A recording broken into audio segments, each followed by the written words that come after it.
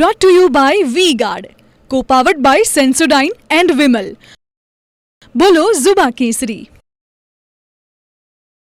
બાદમાં બિસ્માર રસ્તા મુદ્દે હાઈકોર્ટમાં અરજી. નારોલ સર્કલથી વિશાલા સરખી સુધીનો રોડ અતિ બિસ્માર હોવાની રજૂઆત.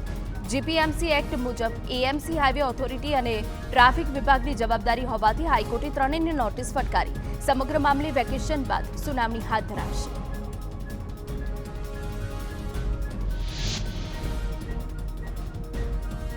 નારોલ સર્કલથી વિશાલા સરખી સુધીનો રોડ અતિ બિસ્માર હોવાની હાઈકોર્ટમાં રજૂઆત. જ્યાં છેલ્લા 3 વર્ષમાં અકસ્માતમાં 32થી વધુના મોત અને 50થી વધુ લોકો ઇજાગ્રસ્ત થયા. રસ્તાના સમારકામના અભાવે બિસ્માર સર્વિસ રોડ વગેરેના કારણે અકસ્માત થયાની અરજીમાં રજૂઆત કરાઈ. લેન્ડ ગ્રેબિંગ એક્ટ અને તેની જોગવાઈઓ બંધારણીય હોવાનો હાઈકોર્ટે ચુકાદો આપ્યો. સજા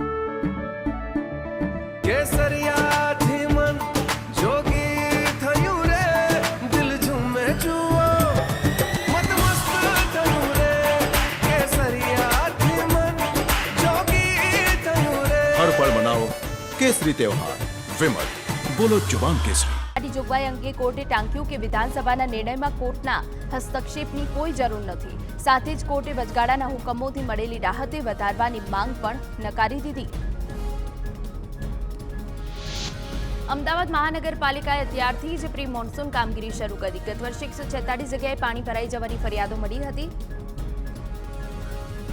જેમાંથી 54 જગ્યાઓની કામગીરી પૂરી કરવામાં આવી. ચાલુ વર્ષે 146માંથી 100 જેટલી જગ્યાઓ પર પાણી ભરવાનો પ્રશ્ન નહીં રહે તેવો કોર્પોરેશનનો દાવો. ગુજરાતમાં ધોરણ 12 વિજ્ઞાન અને સામાન્ય પ્રવાહનું પરિણામ જાહેર. વિજ્ઞાન પ્રવાહનું 82.45% રિઝલ્ટ, સામાન્ય પ્રવાહનું 91.93% રિઝલ્ટ. ઊંચા પરિણામથી વિદ્યાર્થીઓમાં આનંદ.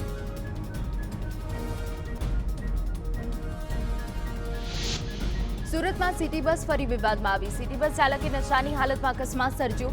પાંડીસરા પત્રકાર સર્કલ પાસે મોપેડ ચાલકને અડફેટે લીધો. લોકોએ નશાખોર બસ ચાલકને ઝડપી પાઠ ભણાવ્યો.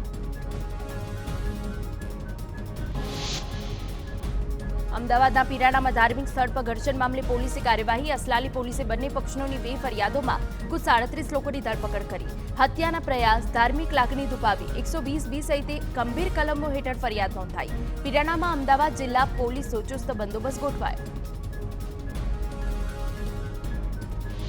અમદાવાદના પીરાણામાં મજારમાં તોડફોડ મુદ્દે મુસ્લિમ નેતાઓએ રાજ્ય પોલીસ વડાને રજૂઆત કરી. ધારાસભ્ય ઇમરાન ખેડાવાલા અને ગ્યાસુદ્દીન શેખે યોગ્ય કાર્યવાહીની માંગ કરી. ઇમરાન ખેડાવાલાએ કહ્યું, મજાર હિન્દુ મુસ્લિમ એકતાનું પ્રતીક. જે ઘટના ઘટી તે નિંદનીય.